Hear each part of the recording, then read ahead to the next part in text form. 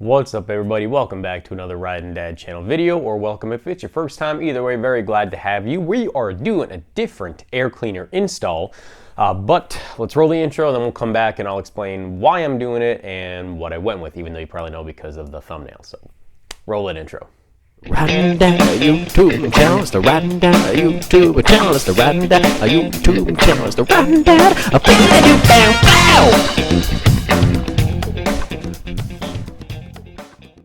All right, so those of you that are familiar with the channel or have seen anything that I've done in the past would have known that I did a Trask Assault, the air cleaner, the one with the clear cover and everything. I really liked. I also had the external breather system with it. I really liked the way it looked. In my mind, it performed pretty well. My original stage 2, just a cam essentially job to this 114 with a TBR exhaust, which is habitually known for not performing the greatest numbers.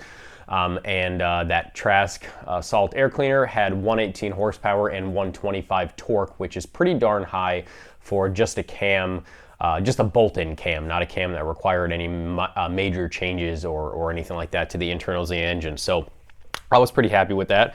What the issue I had now, and I'll get into it more in my my kind of numbers video when I get it back from my new build after I get it retuned and everything. I had the Trask exhaust and I had the Trask air cleaner still. The only thing that changed really was the exhaust, and then just for the heck of it, I put in the S&S 55 millimeter intake manifold. You guys should have seen that video. If not, it's in the build series of this bike, the playlist, so check that out. Did that, brought it back to the tuner, having significant problems. Torque dips, which were kind of, 2-in-1 exhausts are known for torque dips, especially the shorter ones, so kind of expected that. He could have worked through that a little bit, but overall the numbers, I lost about 5 horsepower and a little bit more than 5 torque. Numbers were still okay for just a cam job done to a 114, but knowing that I had lost horsepower from where I was, and if anything I should have gained a few, didn't sit right with me.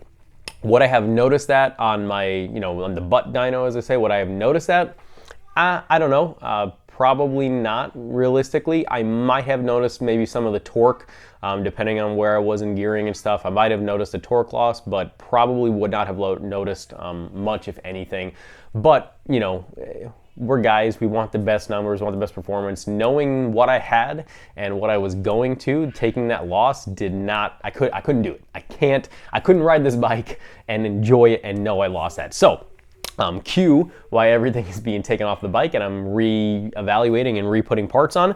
So what I want to explain why I'm changing this air cleaner. So out of curiosity, I had a buddy with a Street Glide. He has a 124 being put in that. We'll talk about that in another video because that's going to be a whole video in itself. But his issue, they weren't getting the numbers they expected with his either, and he had the Trask Assault air cleaner as well.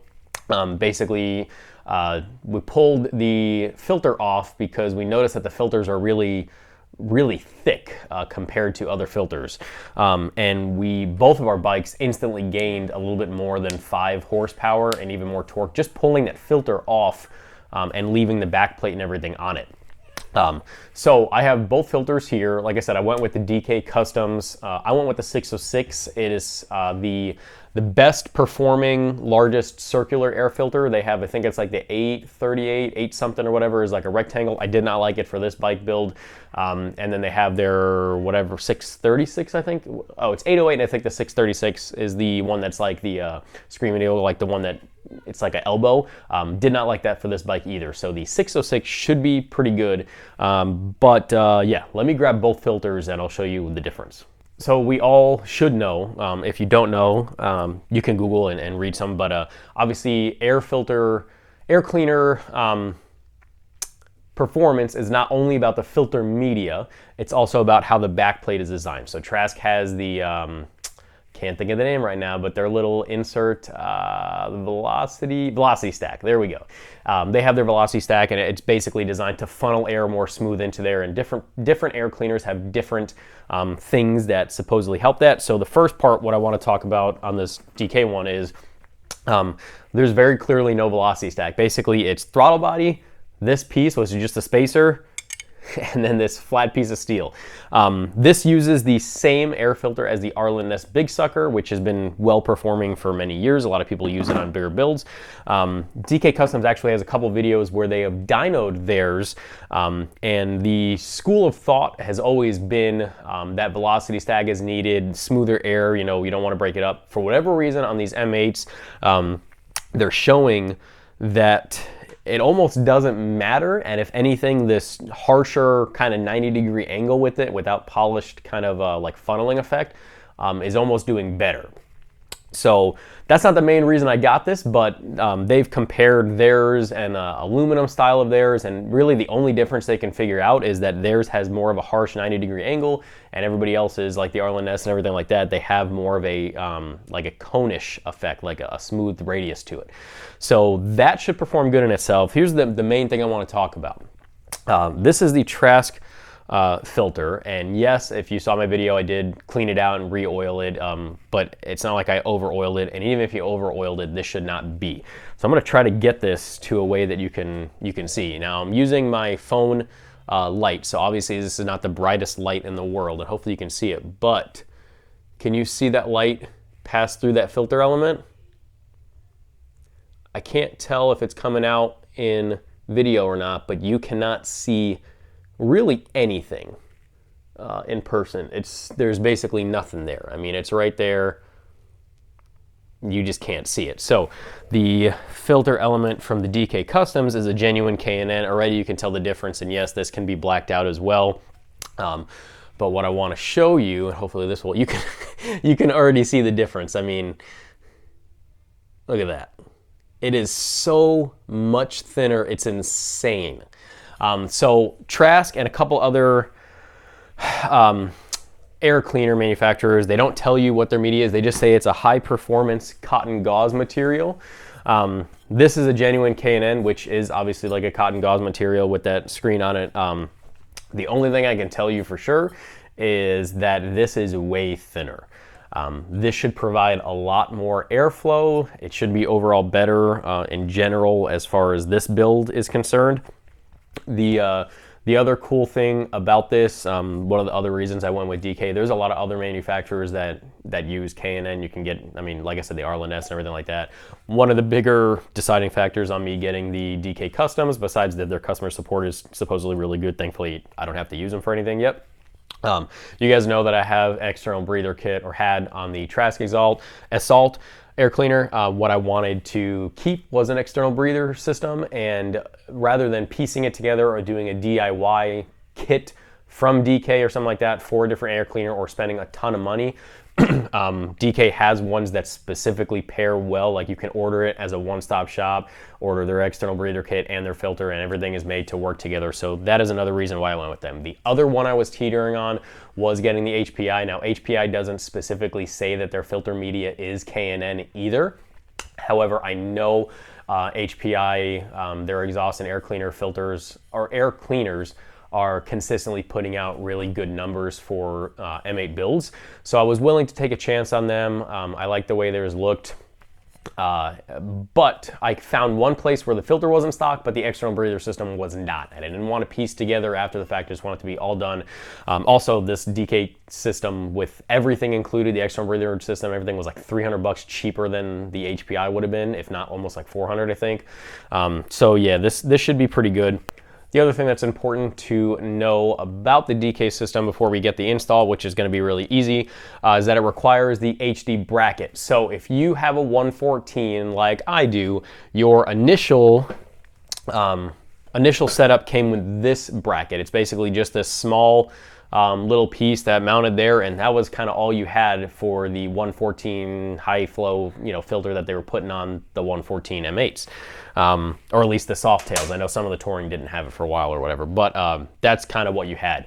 They require the other one, which is basically a bracket, which you'll see it when you come over here, and I'll put a screenshot on the DK has on their website. It specifies, it has it in there, and it tells you that you need it. If you don't already have it, it gives you the part number you can order it. I think it's about $15, at least that's what DK says it is. I don't know when that's been updated, if inflation has butchered that price or not.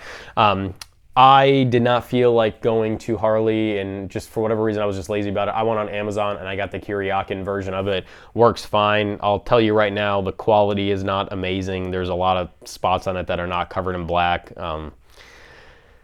It looks rough. I don't know if that's just Amazon's fault, if it's been sitting there forever and, you know, whatever, but it is what it is. It was $30. It was about double the price, if not, you know, I don't know how much, like I said, the Harley piece is right now, but it works fine. Just reuse the existing bolts that were there.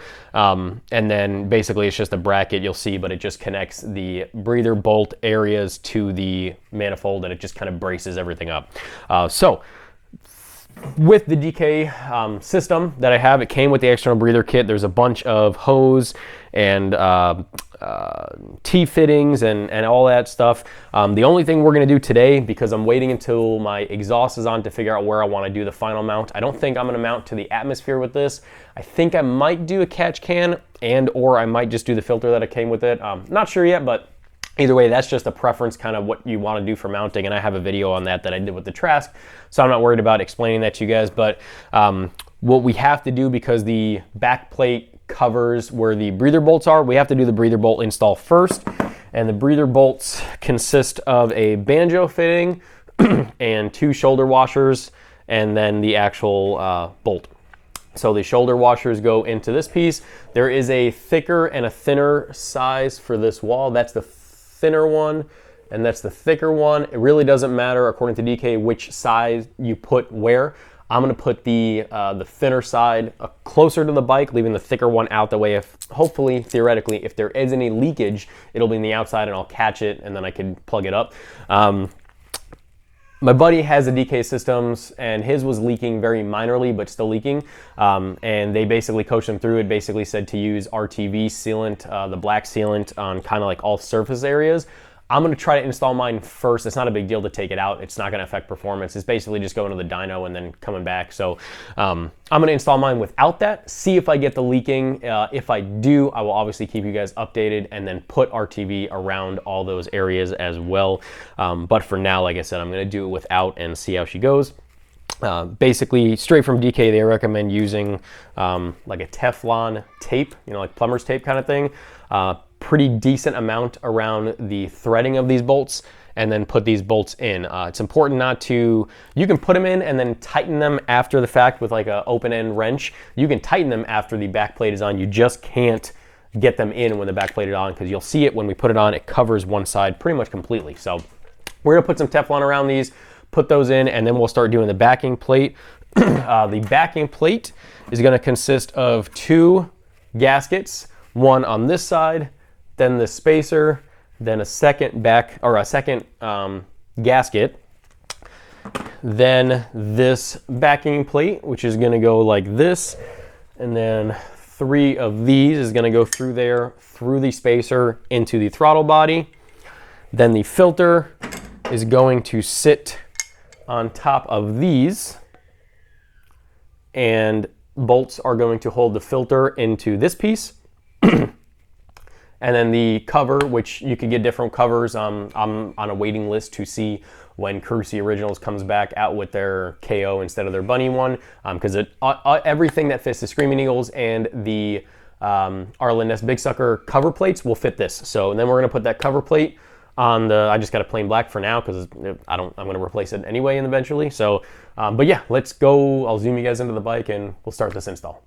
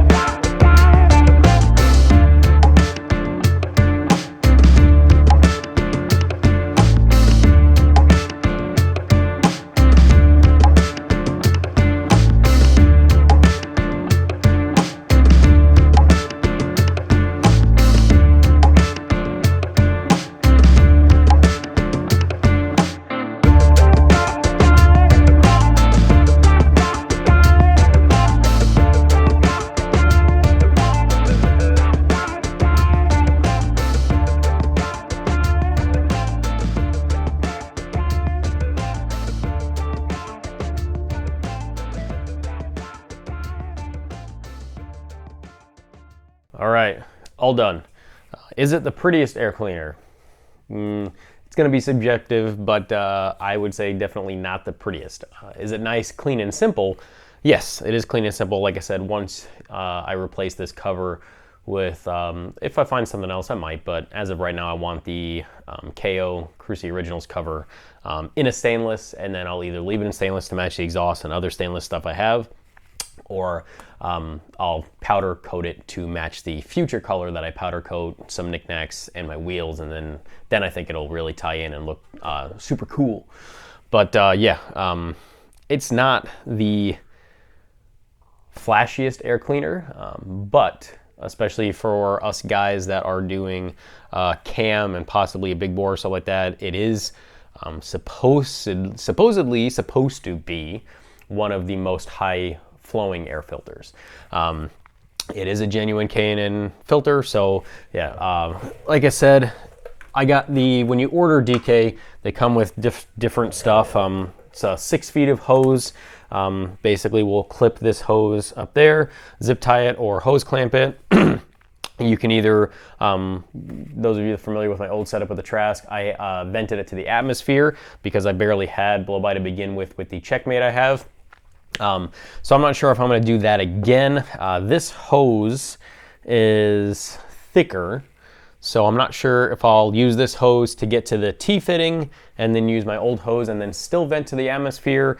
I'm not 100% sure what I'm going to do with that, but I will figure it out. Like I said, I'm going to wait till the exhaust is done. I might even mount the filter just kind of up here and be able to see it, or I know a lot of guys route it all the way to the back, almost where the axle is. That way, if you do have any kind of run out, you know, just kind of dripping, by the time you're riding, it clears your tire and it doesn't just sit there and pour into your tire or whatever, if that is a concern. Although realistically, you're going to be riding over more oil spots in the road than you are going to be puking out of your oil, your external breather bolts, unless there's something seriously wrong with your bike, or it's a real old bike and just your tolerances are crazy shot, or your piston walls are all kinds of screwed up and your ring sucks. So that is enough of this. Install went, you know, fairly self-explanatory, pretty easy.